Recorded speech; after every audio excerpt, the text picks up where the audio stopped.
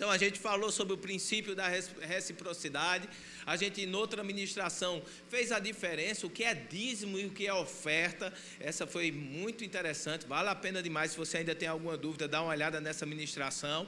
A gente iniciou, primeiro a gente começa, né? Primeiro você começa falando sobre o alvo, né, que é a igreja da Macedônia, de 2 Coríntios. O motivo da escrita de Paulo para os coríntios é dar o exemplo da igreja da Macedônia, e a gente falou que é o alvo a ser alcançado. A gente precisa, como um cristão, chegar nesse alvo, onde a graça define quem você é, não a situação ao seu redor. E apesar de ser um alvo, a gente diz que a gente não começa sendo isso, né? A gente começa com o que a gente tem. E eu queria iniciar a ministração de hoje no texto de 2 Coríntios, capítulo 8, no verso 6. Capítulo 8 de 2 Coríntios, verso 6. Levando em consideração todo o capítulo de 8 e 9, a gente ainda está no verso 6 do capítulo 8, ou seja, vai ter muita lenha para queimar ainda nesse período. Aí, pastor, você vai falar sobre isso de novo? Até quando você vai falar isso? Até a gente aprender. Não é um bom motivo, né, para a gente fazer? Uma coisa que eu percebo, gente, é que uma ministração só sobre um assunto não resolve a parada para a gente. Você precisa ouvir, ouvir, ouvir e ouvir. Pedro fala que é segurança para ele. Paulo fala que é segurança para ele. Às vezes está repetindo e falando a mesma coisa. O irmão Reagan falava sobre isso, o pastor Bud falava sobre isso, o bispo Guto fala sobre isso e o pastor Humberto fala sobre isso. Eu vou secar a minha língua de repetir para você entender que é dentro desse processo de repetição é que a gente assimila as verdades bíblicas, amém? Então você está lá em 2 Coríntios, no capítulo 8, no verso 6. E eu acho legal pregar sobre oferta, que fica aquele som de silêncio, não vê ninguém correndo. Mas toda essa unção que teve no início, ela veio para estabelecer a palavra de Deus. A gente precisa, às vezes Deus quer mudar o culto, né? Às vezes Deus quer trazer, mas toda essa unção que teve no início foi para o estabelecimento daquilo que Ele quer falar. Amém? Então, vamos embora. Deus é bom. Verso 6. O que nos levou a recomendar a Tito, como começou, assim também complete essa graça entre vós. Lembra?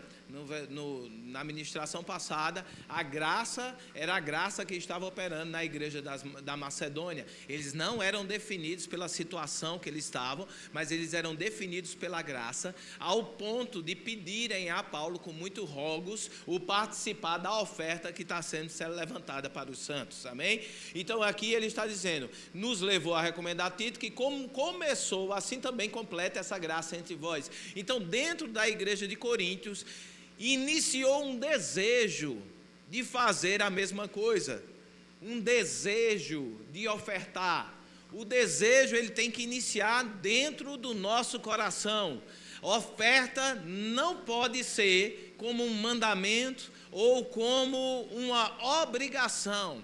Oferta de obrigação e dízimo de obrigação é taxa paga para o mafioso, para ter proteção. Você não está pagando uma taxa para Deus. Deus não precisa nada seu. Deus não precisa de nada seu. Aí você diz, não estou desconfiado de Deus, eu estou desconfiado da igreja. A igreja como representante. Deixa eu dizer uma coisa, com todo o respeito que eu tenho ao seu dízimo e à sua oferta, nós como igreja não dependemos do seu dízimo e da sua oferta. Porque no momento em que eu, pastor, dependo do seu dízimo e da sua oferta, eu começo a lhe tratar diferente, porque eu tenho medo de perder o seu dízimo e sua oferta. E deixa eu dizer um negócio, você vai ser elogiado quando você tiver motivo para ser elogiado. Lori chegou, ei Lori! Lori é a nossa missionária do Canadá, ó. Ela está passando um calor tão grande, porque quando ela mandou mensagem, ela estava com menos 18, ele chegou aqui para mais 50.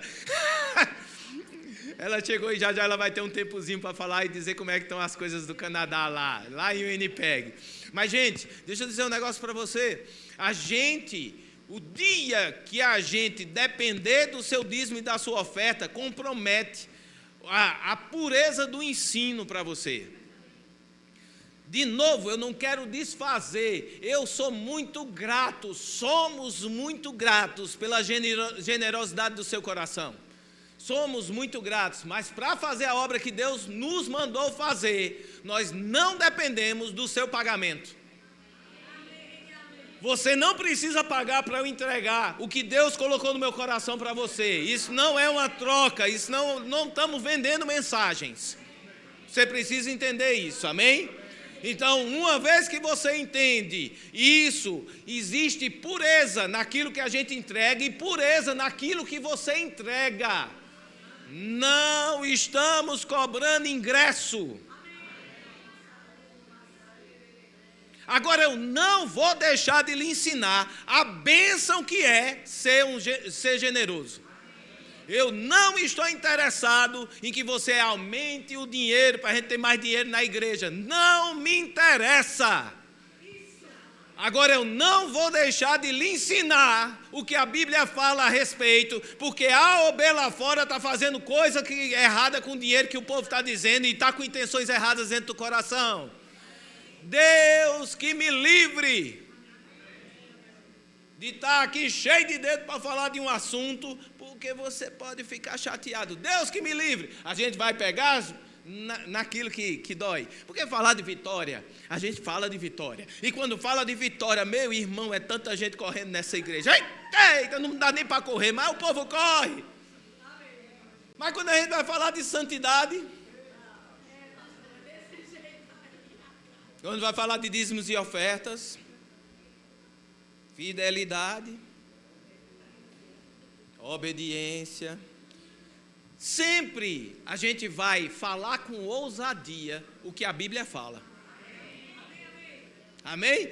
Como começou a vontade, começou o desejo, existe o desejo. Agora esse desejo está na vida de todos nós. Quem não quer dar alguma coisa que Deus olhe para aquilo ali e veja significância? Porque o que ecoa dentro do meu coração é o que Davi fala. Davi disse, o que é que eu tenho que possa fazer cosca em Deus? O que é que eu tenho que Deus pode olhar assim e dizer, meu Deus, que coisa linda, não tinha não, ó. O que é que tu tem que possa dar para Deus e Deus olhar aquilo, rapaz, que coisa boa.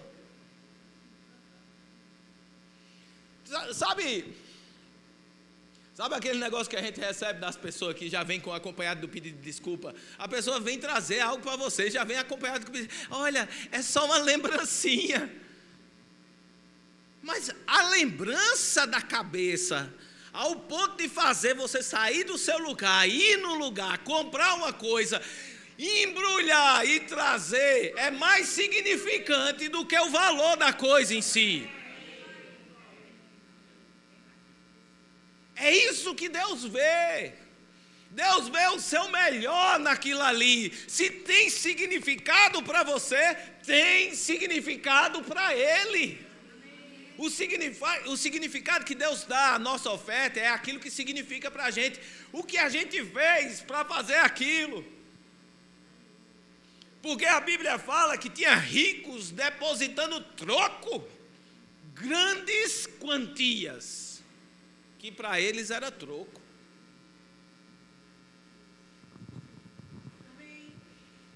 A gente como homem, a gente não sabe dizer o significado. Você diz, pastor, esse valor é significativo para Deus? Eu disse, eu não sei. Você pode, mas pastor, é 10 mil reais, se você não acha isso significativo? Eu disse, não sei. 10 mil reais é significativo para mim. Mas para Deus, Ele vê o seu coração. Abel e Caim chegaram com uma oferta. Não diz que a oferta de Abel era ruim. Está na Bíblia? Mas Deus não se agradou. Eu boto Moisés, Noé, de boa, vai administrando aí o que é que a gente vai. A oferta de Caim não tem explícito. Trouxe Caim uma oferta ruim. Tem isso na Bíblia? Trouxe Caim uma oferta. Mas aí, a Bíblia fala que Abel tinha uma oferta melhor. Primícias. Aquilo que era primeiro, significativo. E quando Deus olha para Caim, olha para a oferta de Caim, Deus não vê a oferta, Deus vê o coração de Caim. De Abel e da sua oferta se agradou Deus. Mas de Caim e da sua oferta não se agradou. Aquilo que você traz para o Senhor, você está trazendo para Deus. Não olha essa salva, não olha esse... Agora é tudo digital, né? Não olha uma transferência de um Pix, como se você estivesse pagando uma taxa de igreja. Faz para o Senhor. Hebreus 7, aqui recebem homens mortais, que vão pagar o preço por mal administrar. Mas pastor, e se eu der e o cara usar errado? Isso é problema dele com Deus, ele vai pagar o preço. Porque existe um peso muito grande de responsabilidade para você administrar aquilo que é do Senhor aqui na terra. Tem esse peso de responsabilidade. Mas você, quando entrega a homens mortais, a Bíblia diz que lá recebe aquele que testifica que vive. Paulo em Filipenses diz que a oferta foi como aroma suave e agradável a Deus. Mas foi ele que recebeu. Você percebe? Então ajuste o teu coração. Deixa a tua oferta ter significado para você, para que ela encontre significado em Deus.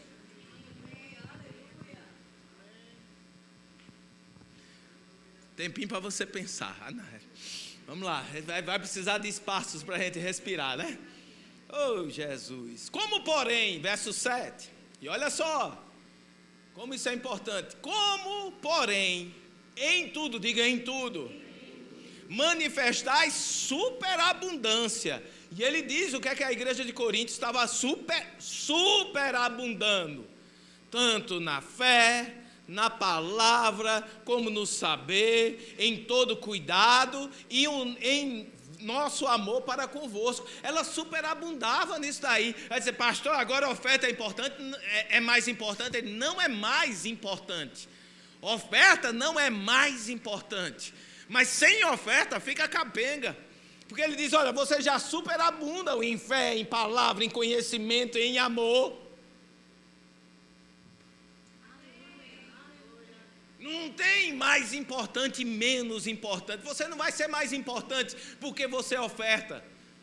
Você vai ser importante sendo filho. Todo errado, tu não valia nada, tu já era importante. Estava lá no mundo, não valia nada. Deus amou você de tal maneira que deu. Ele foi o primeiro a dar. Ele nunca pede nada, algo a gente que ele não tenha feito primeiro. E Deus nunca fica para trás. Você acha que está perdendo para Deus? Não perde. Ele é especialista a honrar quem honra Ele. Olha, na paixão, o que é que eles faziam já? Vocês se destacam, isso na paixão, verso 7 na paixão. Vocês se destacam e prosperam em tudo. Na fé que não pode ser detida, na palavra poderosa que proclamam, no conhecimento revelado, na dedicação apaixonada e no amor que demonstram, assim como aquele que receberam de nós. Olha só, diga comigo, os caras eram bons. Era bom ou não era? Aí Paulo continua, já que você superabunda em tudo isso daqui, também abundeis nesta graça. Vocês são bons, mas a gente precisa adentrar nessa graça, na graça de ofertar.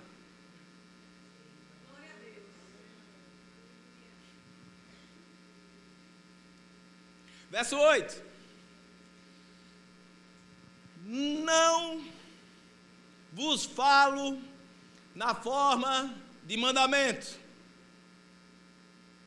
Não vos falo na forma de mandamento. Pastor, é obrigatório? Não. Sou obrigado? Não. Quer mais claro? Não. Não tem obrigatoriedade nenhuma. Tanto é que a gente não faz a menor ideia.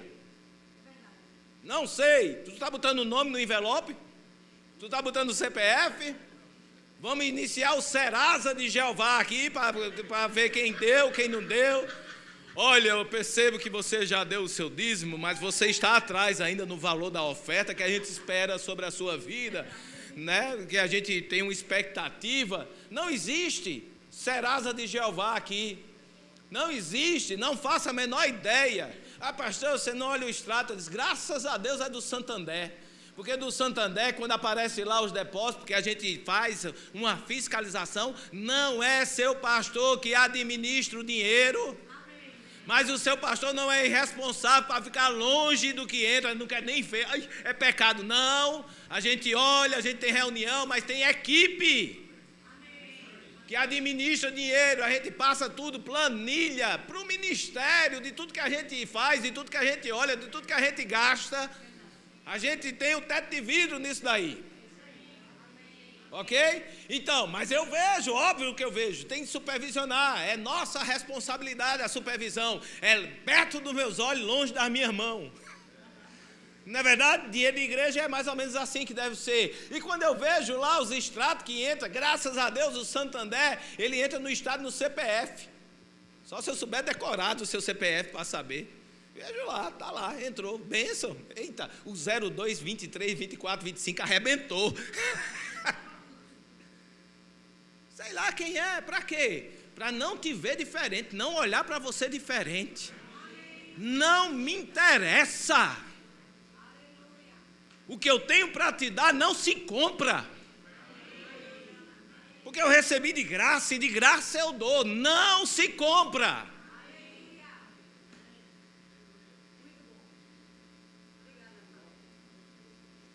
Não seja em forma de mandamento.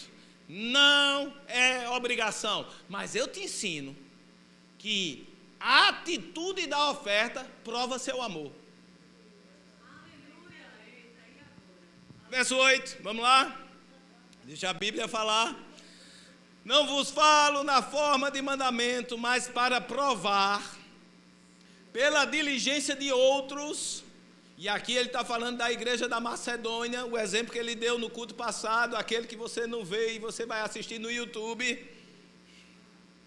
E se aquele que você veio, você está lembrado, pela diligência de outros, para provar pela diligência de outros a sinceridade do vosso amor. No sentido aqui, ele está falando de outra igreja, mas a gente pode falar entre um e os outros aqui. Você sabe que você está sentado numa cadeira confortável porque alguém pagou? Você sabe que essa temperatura agradável, que Lori entrou espaforida ali, quando chegou aqui, ela já está... Ai, Jesus, obrigado, ar-condicionado é de Deus, o céu deve ter essa temperatura. Você sabe que essa temperatura aqui, alguém pagou esse ar-condicionado? Você sabe que alguém paga a conta de energia para esse ar-condicionado estar geladinho nessa hora que você chegou? Imagina se a gente desligasse esse ar-condicionado agora. Não, é para economia de energia, gente. A gente precisa economizar e começar a esquentar. Era bom que o pregador acabava mais rápido e você ia para o almoço mais rápido também, porque ninguém ia aguentar. Tudo aquilo que a gente vivencia no nosso meio foi pago. E alguém está pagando. Graças a Deus por esse alguém que está pagando. Mas aqui você percebe que a diligência de outros promove aquilo que a gente está desfrutando. E aí o que é que ele fala? Eu quero provar o seu amor, nem que seja pela diligência dos outros, porque o amor tem ação correspondente. Amor de boca. Você sabe o que é amor de boca? Minha filha, eu te amo. Você é linda. Aí vai no Instagram e faz altas declarações de amor. Oxe, a minha galega, coisa linda. É o que é. Aí ela chega em casa, meu filho, estou precisando disso. Tem não. Faço não. Vai tu, vai lá, compra tu. Só de boca, só de aparência. A Bíblia fala sobre isso, 1 João capítulo 3, no verso 18, na versão A Paixão, 1 João 3, 18, na Paixão, diz: filhinhos amados, o nosso amor não pode ser uma teoria abstrata, do qual apenas falamos, mas um estilo de vida demonstrado por meio de ações de amor. Na versão nossa de sempre, na revista atualizada, diz: filhinhos, não amemos de palavra nem de língua, mas de fato e de verdade. O nosso amor, ele precisa ser traduzido, se ele é verdadeiro, em ações. Se eu não agisse em amor com minha esposa, aonde estaríamos nós? Então, oi?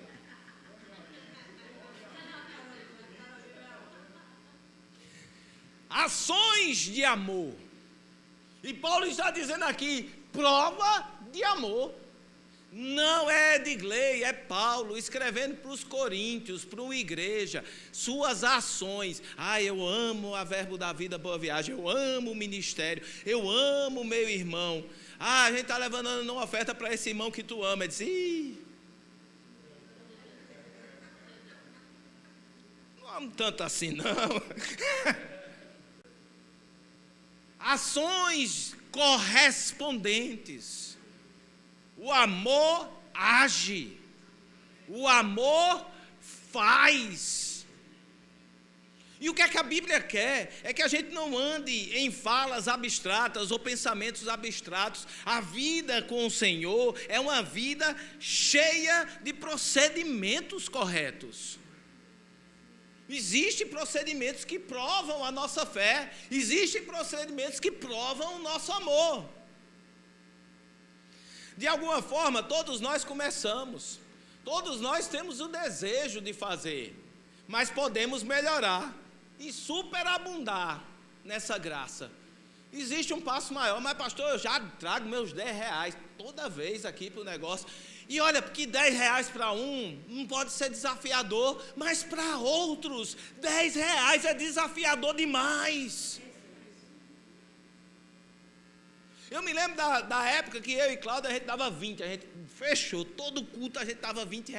E a gente vinha naquilo ali, e achando que a gente estava fazendo o máximo. Aí eu me lembro do pastor Bando pregando, dizendo: ei, irmão, eu me obrigo, irmão, a toda oportunidade de culto dar 100.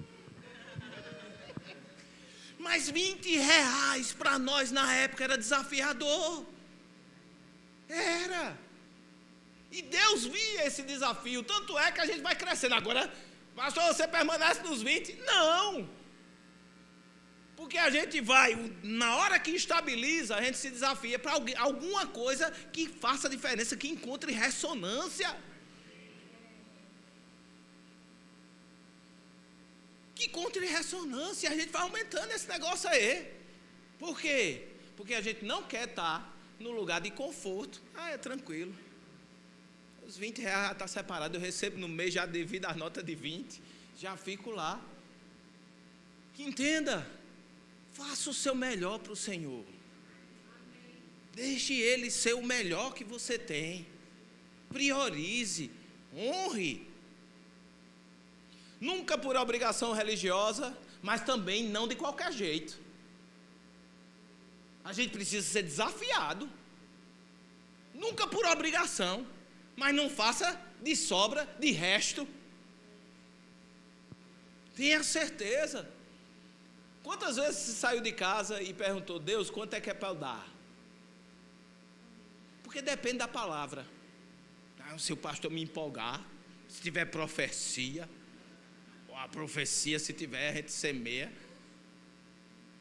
Quantas vezes você disse: Senhor, eu quero dar algo para ti? Quantas vezes você orou por alvos de dar? Alvo de receber, se eu pedir para você fazer a lista, você pega o rolo, aí vai ali até a tampa nova de concreto. Vocês viram que a gente trocou a tampa de concreto ali na frente, estava quebrada? Não vai cair mais as vovozinhas passando ali na frente e não dentro do bueiro. Eita, Jesus, glória a Deus. Os novos eu não tenho pena não, mas as vovozinhas eu tenho. Aí você pega o rolo da sua oração de pedido, vai parar até lá na tampa do bueiro. Mas a tua oração de dar,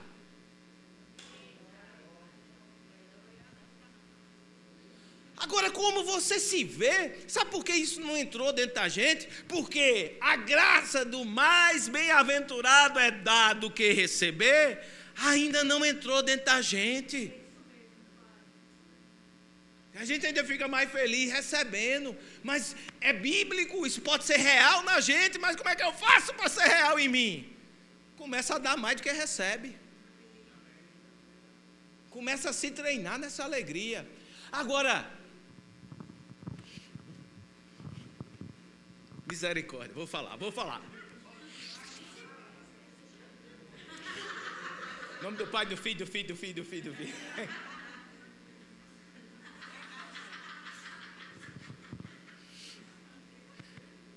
A sua alegria, ela não pode ser baseada na alegria daquele que você favorece.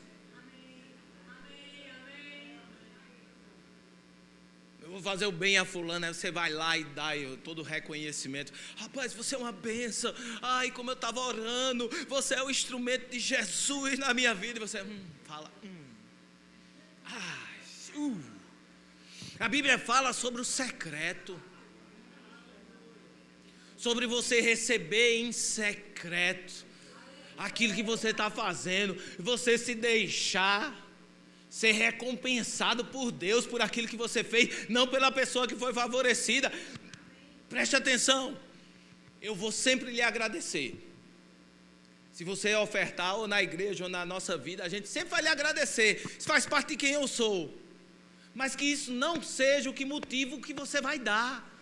Porque muito maior graça tem para você aquele que é dono de tudo, do que aquele que foi favorecido. Não se alegra, eu dei para fulano nem agradeceu. Mas você sabe que isso você precisa trabalhar por dentro. Porque a gente está querendo sim um agradecimento natural. Tem coisa melhor do que você dar algo muito precioso para alguém e alguém nem ligar para tu. Não dou mais.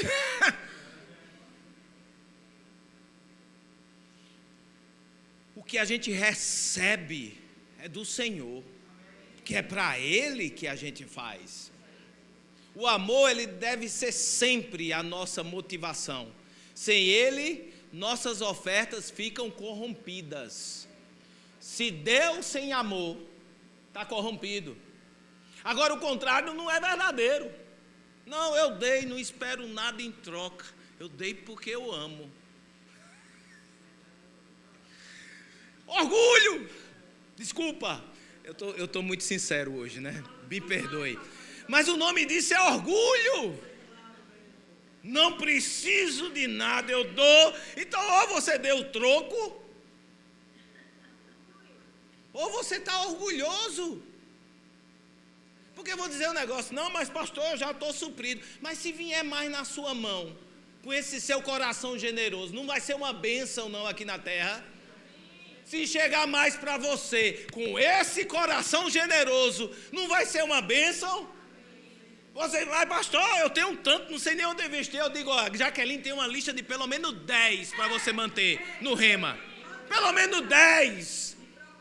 Se você está tão boa assim que você nem precisa de nada, vai aí, pega a lista com Jaqueline, 10. Aí você está, aí eu preciso ser aumentado. É isso. O que é aumentado na sua vida é a sua sementeira, a sua capacidade de dar. Deus quer nos aumentar para quê? Para a gente ser uma bênção. Para que não passe um com necessidade perto da gente. Vem cá, vamos resolver tua necessidade. Ei, vem cá. Agora, meu amigo, minha amiga, meu irmão e minha irmã. Igreja não é cabide de necessitado. Não fica aqui na igreja pensando, ai, aqui tá, a igreja é boa também, eu vou receber tudo. Não, a gente vai ensinar você a pescar. É lógico que você numa necessidade a gente vai chegar firme, vai pegar junto, porque a gente sabe que são fases e estações. Mas a gente vai te ensinar a pescar. O que é que a Bíblia fala sobre você? Você não é um coitadinho. A Bíblia não consegue ver você. Não adianta tentar convencer Deus que você é coitadinho, que Ele não se convence. Você fica na oração: Senhor, eu não tenho nada, eu não posso nada, Senhor, ai, olha para mim, eu sou o coitadinho. E ele olha para você na lente de Jesus, ele vê mais que vencedor, abençoado, filho de Deus, a bênção dele sobre a sua vida. E ele diz: cadê essa pessoa que você está descrevendo que eu não consigo encontrar? Porque quando ele olha para você, ele olha na lente de Jesus, e ele vê alguém próspero aqui na terra. Então, em vez de tentar convencer a Deus que você é um coitadinho, age da maneira que Ele te vê. Seja definido pela graça. Se recuse a ser um coitadinho para você. Você só quer ser coitadinho para os outros, porque primeiro você é para você. Você está plenamente convicto que você é um coitadinho. Seja convencido do que a Bíblia fala ao nosso respeito. Eu não sou um coitadinho.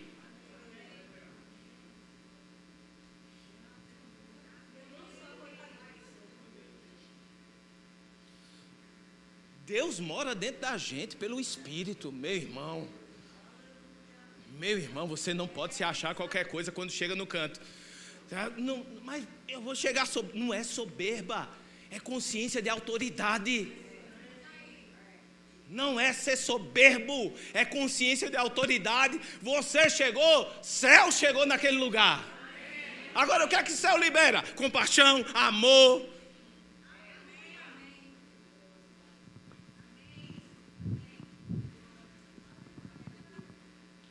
E de repente o tempo acaba. O amor deve ser sempre a nossa motivação. Sem ele, a sua oferta fica corrompida, não por tristeza ou por necessidade. Deus não se move em meio à necessidade. Se Deus se movesse em meio à necessidade, a gente estava construindo uma igreja em cima dentro de uma favela, ou na África lá.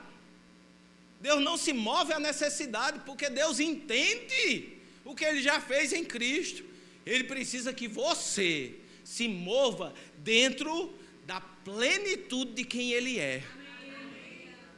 Quando você se move dentro da plenitude, você está ofertando por quê? Porque eu sou pleno. Sou pleno. Mas o que é que tu está fazendo? Eu estou fazendo isso. Por que tu está fazendo isso? Porque é o que tem hoje. Mas no dia que aumentar, aumenta.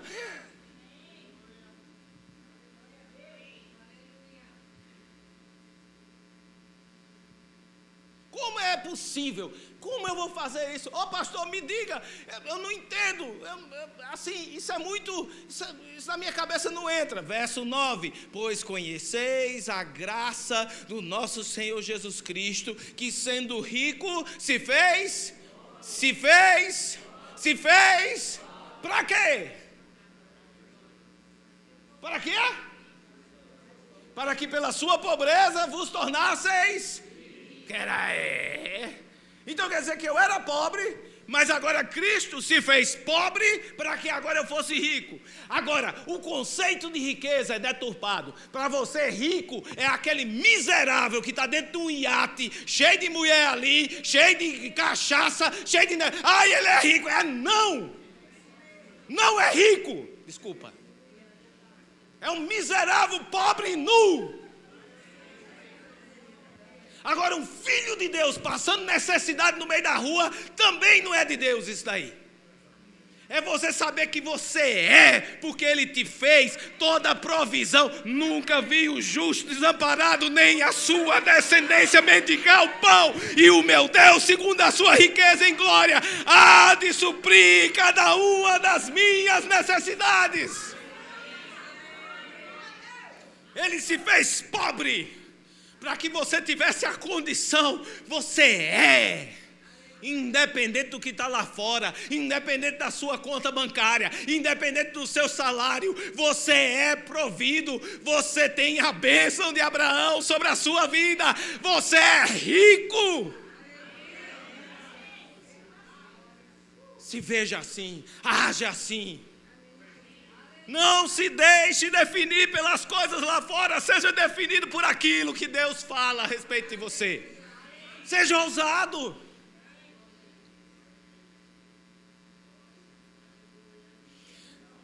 A Aí Deus pega os espias e manda olhar a terra, manda 12.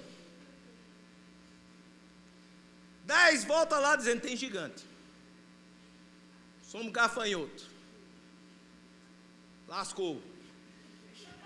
Desculpa. Se for ofensivo para você, eu peço perdão. 10 volta de lá dizendo, não, a gente não consegue, é gigante.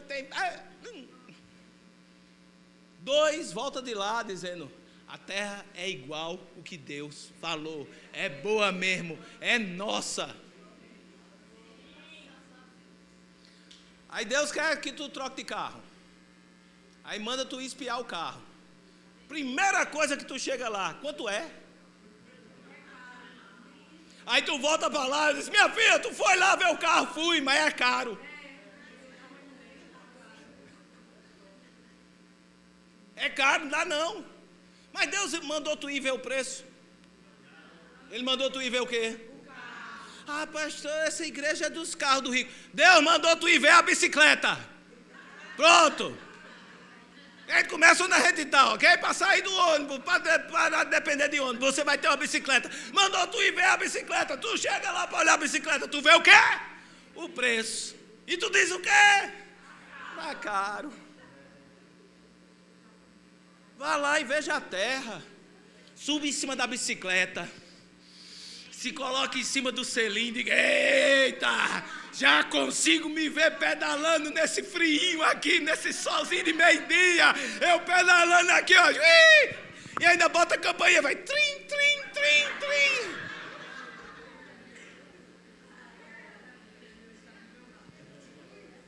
O que ele falou é o que você considera. O que ele falou é o que te define. O que ele falou, não a circunstância. Não seja definido pela circunstância. Mas pastor, mas não tem que pagar? Tem. Mas aí é o segundo passo de um segundo negócio que muitas coisas podem acontecer. Não pode acontecer. Agora, se sua fé está só na capacidade que seu salário pode fazer... Mas pastor, isso não é responsabilidade? Quem comprou e mandou pagar? Não compre e dê o boleto para Deus pagar não, porque ele não vai pagar. Mas olhe, espie, veja, seja desafiado por aquilo que ele fala. A gente tem vontade de crescer e de expandir. O que é que a gente tem feito? E olhar prédio. Olhar prédio, a gente já viu um bocado, não já viu um bocado? É sempre um valor, uma coisa amorosa. O preço é tanto, não quero saber. Não vai saber de preço não. Tem que caber dentro da conta da igreja. Quem disse? Eu não fui chamado para ir lá ver preço, nem estou negociando com o dono. E graças a Deus as corretoras daqui, que eu não preciso nem dar satisfação, porque se fosse uma corretora de fora já estava abusada. Eles só vão ver e nunca entra. Pelo menos é daqui, as espias. São 2 espias. Kelly e Patrícia, as nossas espias, vai lá, e a gente vai lá e olha, e já diz, rapaz, ia ser top demais aqui. Mas ainda não sentia um sinal. O que é que a gente está fazendo? Olhando a terra. Se acostumando com grandeza. Porque vai ter o dia que Deus vai destravar o negócio. Mas se você não está preparado por dentro, se você não está preparado por dentro, quando Deus destrava, você recua, porque você assusta.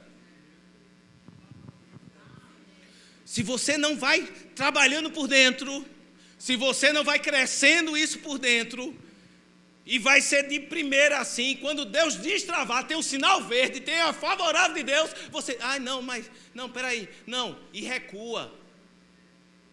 Você precisa estar acostumado com grandeza, porque quando ele destravar, ele diz, estou eu aqui, vamos embora.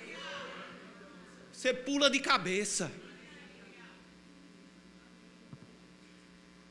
Sendo rico, se fez pobre, para que pela sua pobreza nos tornássemos ricos. Queria chamar o grupo de louvor e hoje à noite a gente vai partir daqui onde a gente parou, amém?